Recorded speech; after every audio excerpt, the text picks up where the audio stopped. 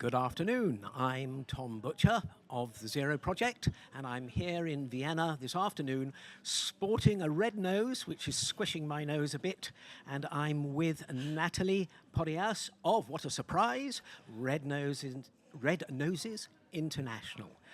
We're going to learn a bit about Red Noses International first before endeavouring on our subject, which is the role of arts and humour working with forcibly displaced people. So, Natalie, I say nasally, over to you. Thank you so much, Tom, and I just really want to say how much I appreciate you wearing our red nose. My pleasure. We had a talk before that I might hire him as one of our new clowns, so just be prepared, everyone Thank out you there. so much. So my name is Natalie. Thank you for having us here so that we can talk about this important topic. And I was thinking, before we say words, and a lot of them, we just look at a few pictures of our work. Yes, absolutely. So if you could roll the little video, please. Let it roll, please.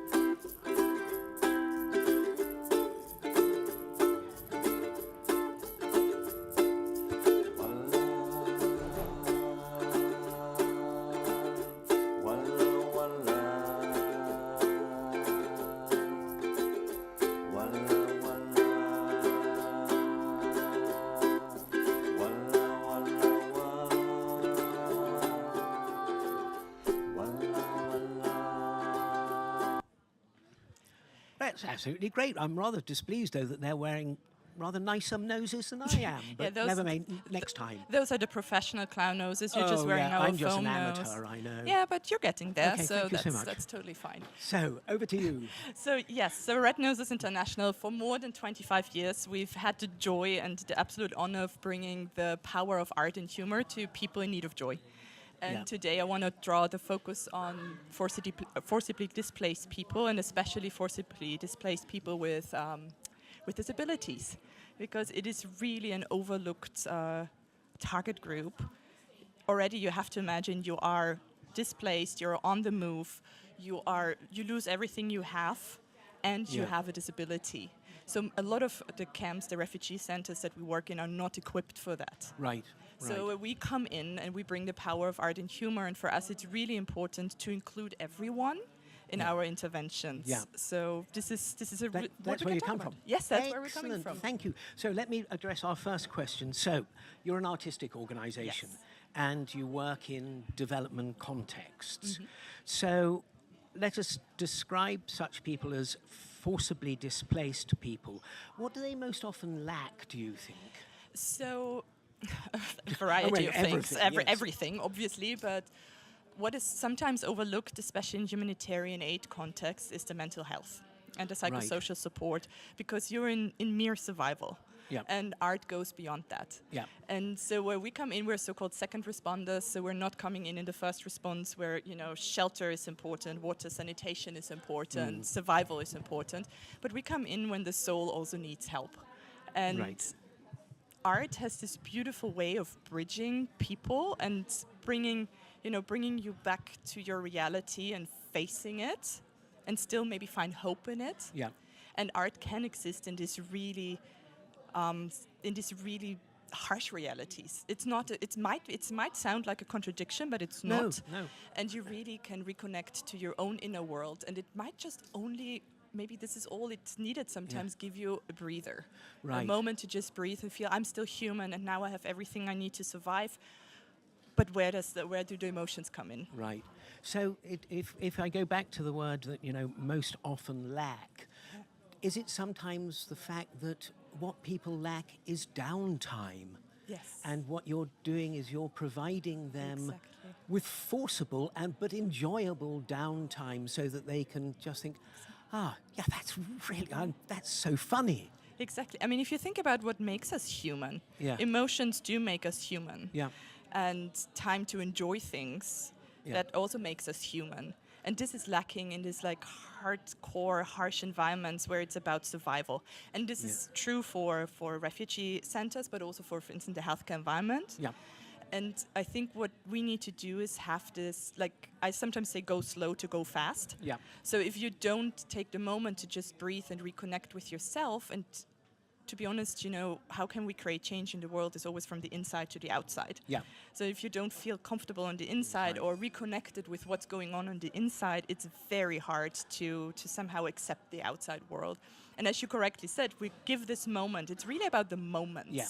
So we're not like a long-term, concept that goes in. It's about coming in, working with what's there, accepting what's there, and then, just even draw the focus on it. And it doesn't have to be joyful. It can also be like, you're here, and that might be sad. So let's work with that. Yeah, absolutely. And thinking about the whole concept of moment, when people have epiphanies, that is a moment, but it lasts for the rest of their life. Exactly.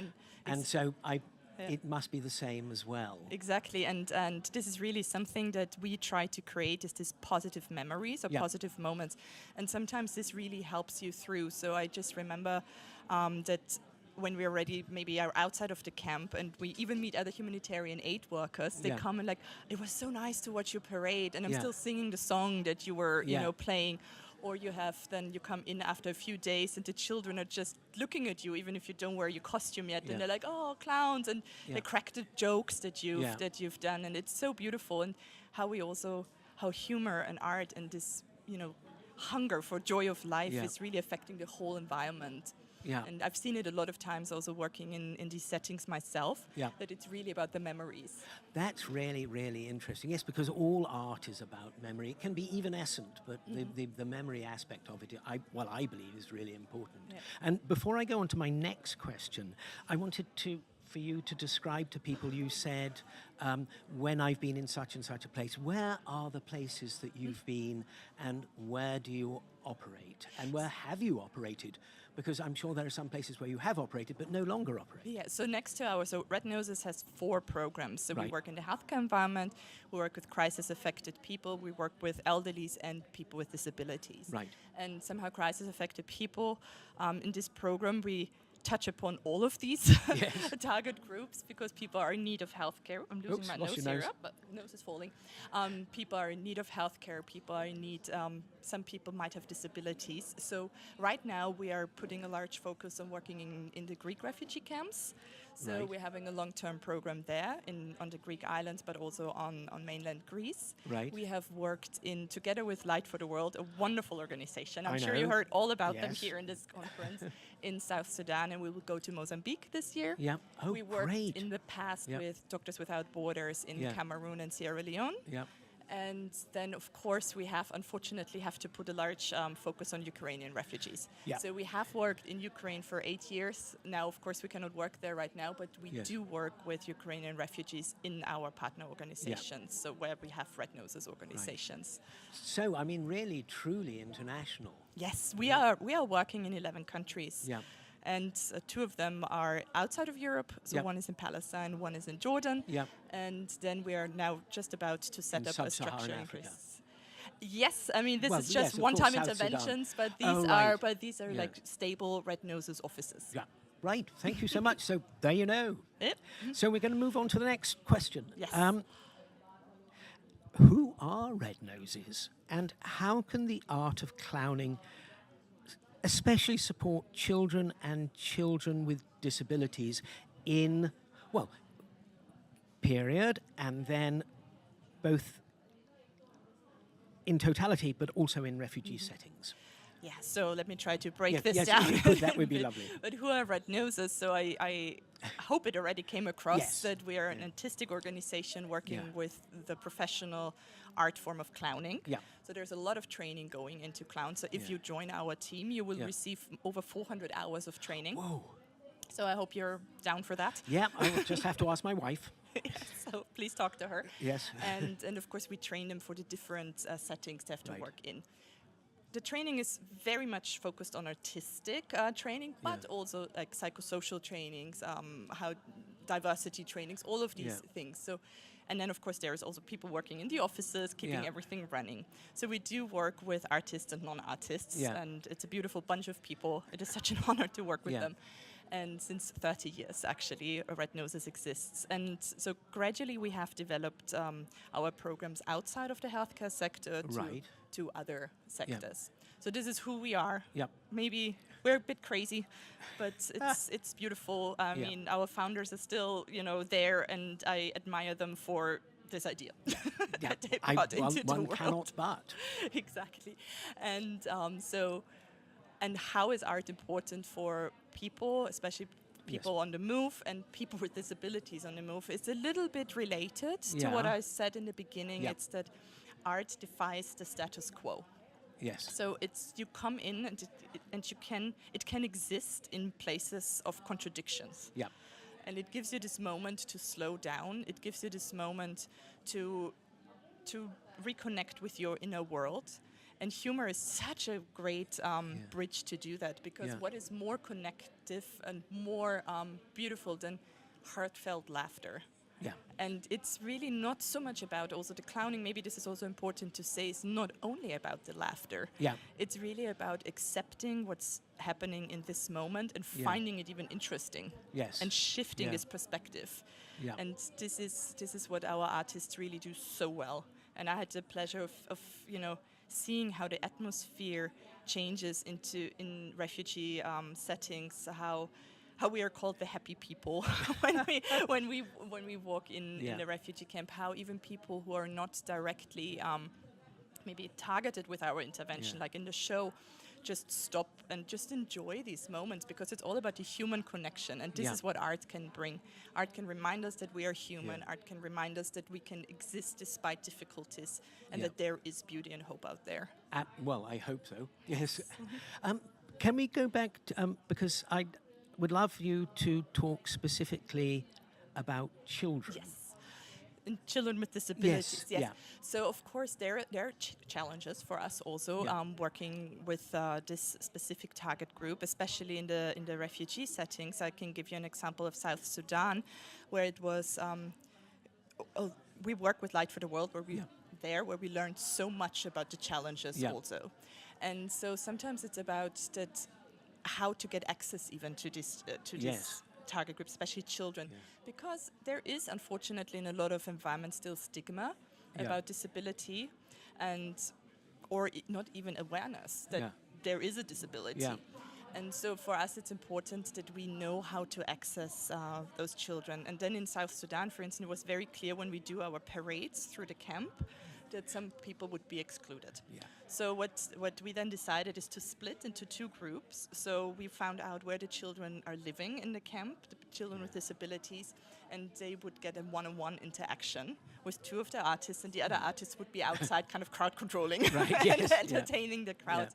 And what was so beautiful to see is how the energy shifted and how suddenly the children with disabilities were in the focus of something and were really like it was all about them. And the other format that we like to use is a circus format where we teach little circus skills. It's called Circus Smile. And then in the end of, let's say, a week or so of activities, children can perform, and they are the stars. So that's great. And it sounds simple. But it really know. works. I just about to say, I'm absolutely sure it isn't.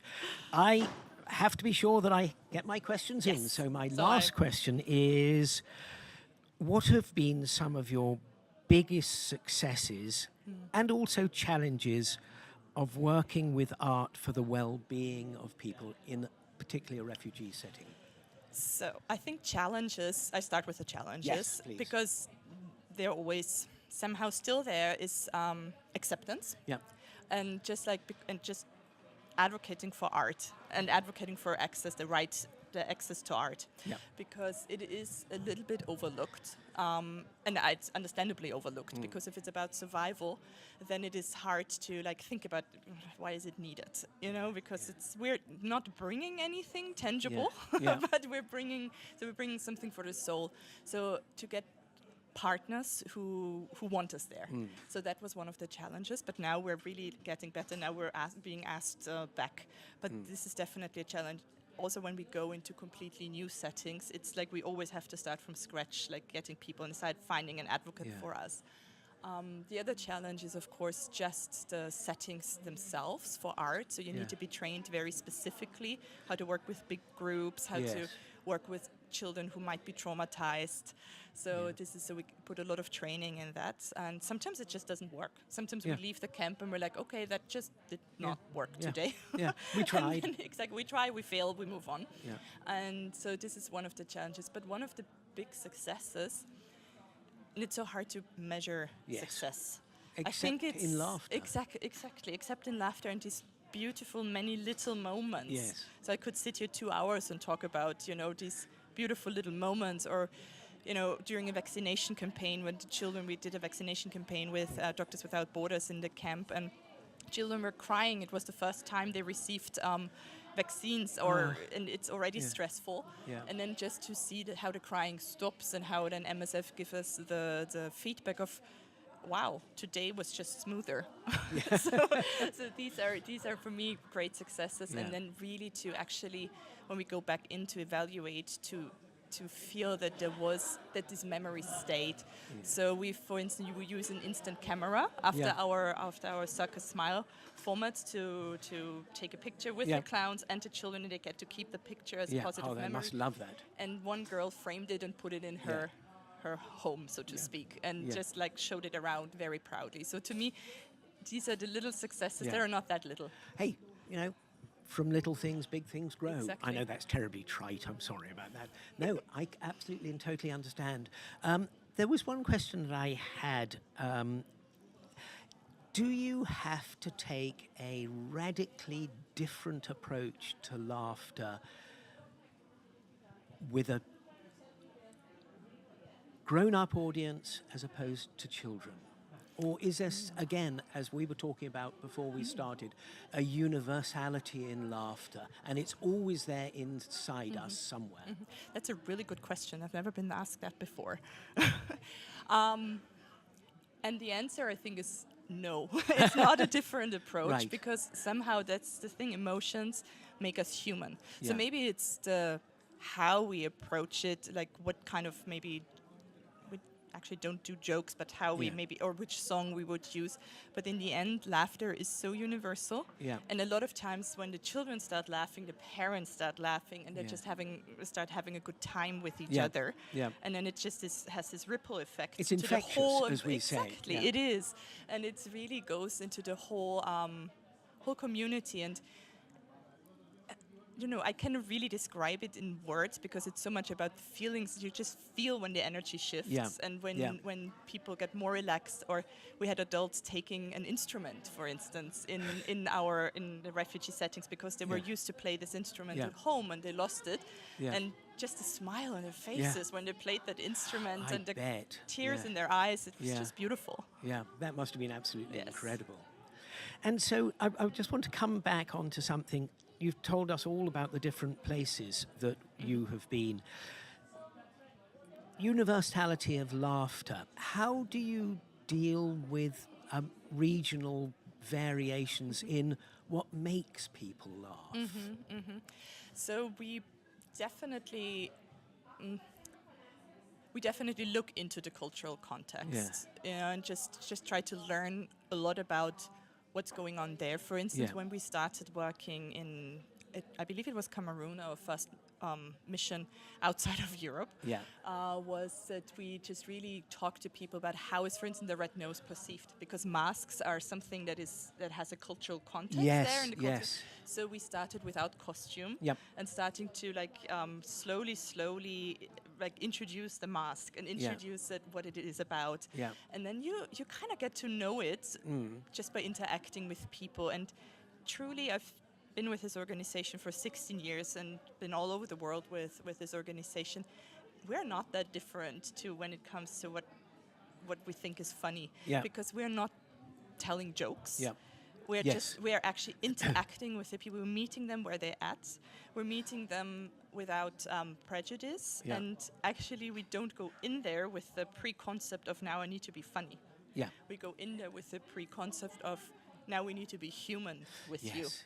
Yeah. And then it Yeah. just happens. Yes, because then you will with any luck, will help you be Exactly. human again. Exactly, and this is, we're all human, literally. So Well, it's like sometimes I don't feel terribly human, but you know, we're not going to talk about that. it's a different conversation. Yes, yeah, indeed. We have it Afterwards, afterwards. yes, absolutely. Sorry about that, everybody. So I had another couple of questions. My first one is, no, I'll make it my second one because it's a big one. Okay. So when you go into a community, because a refugee camp is a community, are the clowns silent? Do they use words? Do they use music? Do they use mime? Do they use props? Or do they use any combination or none of these things? It's a combination of all of these things. Right.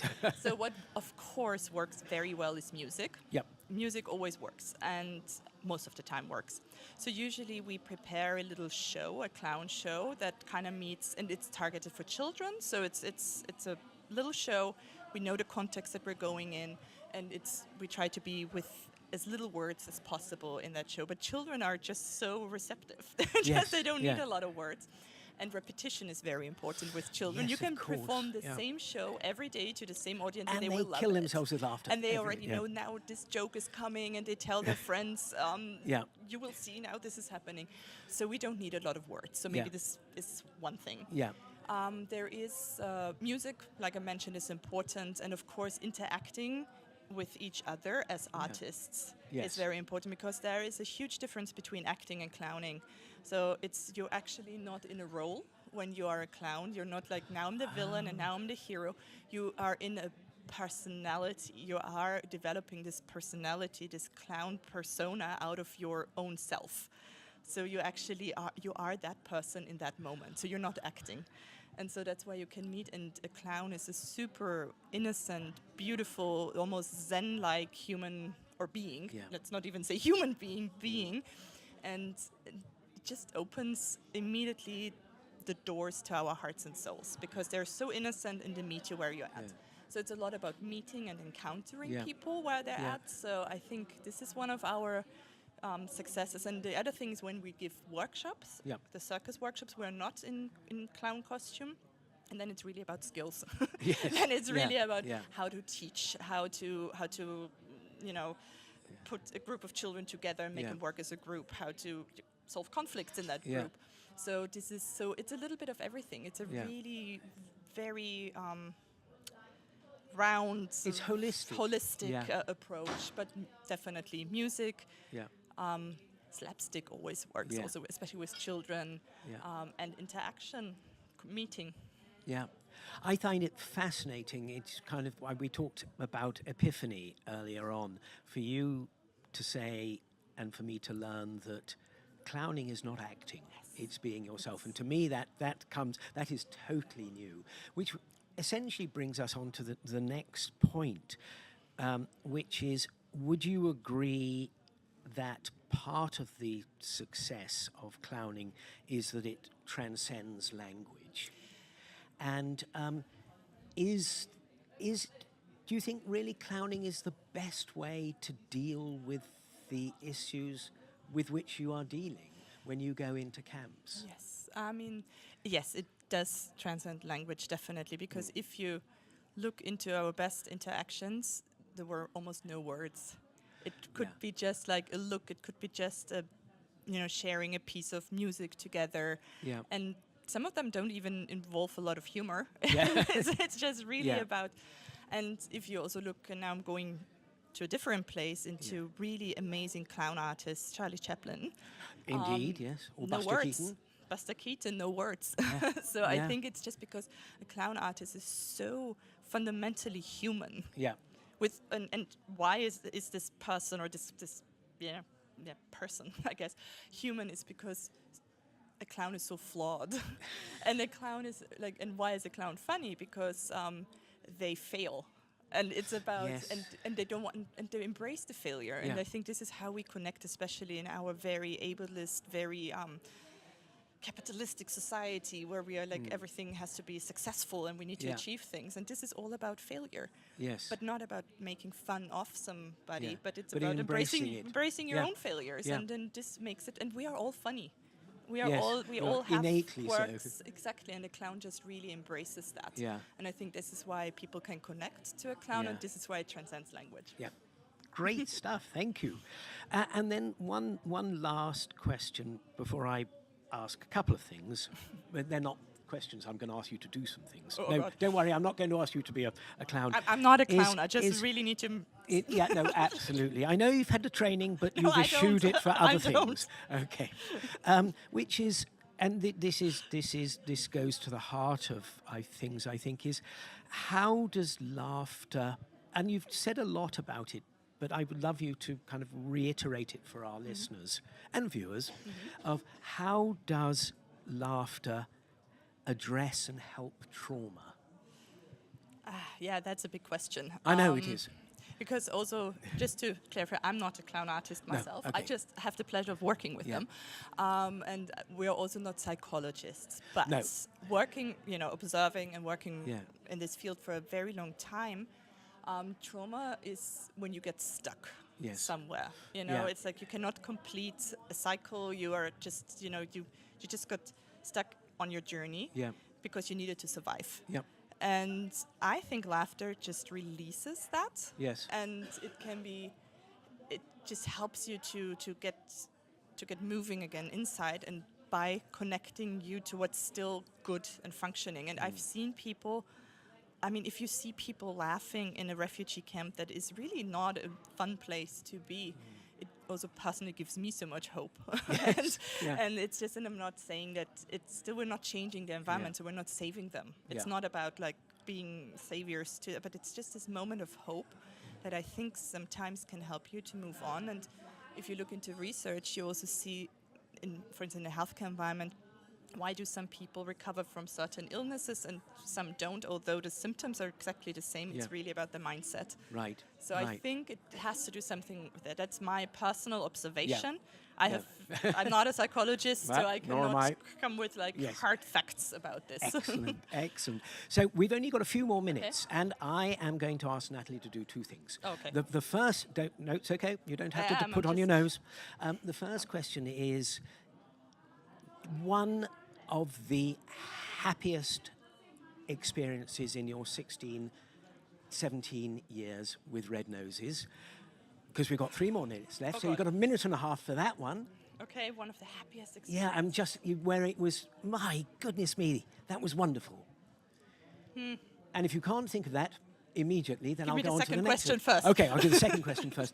Is what would you like to give to our audience Okay. and tell our audience to take away? I presume it would be around laughter. Oh, yeah. Yeah, okay. And it's very simple. Okay. For all of us. In laughter, there is hope. Great. Okay, we will. So one of my happiest Yes, moments, I yes. can just, it's really just one of them. Yeah. 2019, Lesbos, Greece. I was leading a mission there, and we worked together with Doctors Without Borders during a vaccination campaign. And there was a beautiful young mother-to-be. Yeah. I don't go into details there Yeah. because that's not for me to share. And we just played a little song for her. Yeah. And I cannot tell you why that was one of the happiest moments. It was Yeah. just the magic of that moment. Yeah. And then she looked at the clown artist, and she just it was a female clown artist, Yeah. can I give you a hug? And they just hugged, and I started crying. Well, absolutely. that was- I can absolutely understand. It's this little simple, it sounds Yeah. so simple. If you're not there, you maybe don't understand. No, but I it can is, understand because in that moment there's a whole life, there's a whole world Yeah. in that one kind Exactly. of evanescent second. Exactly.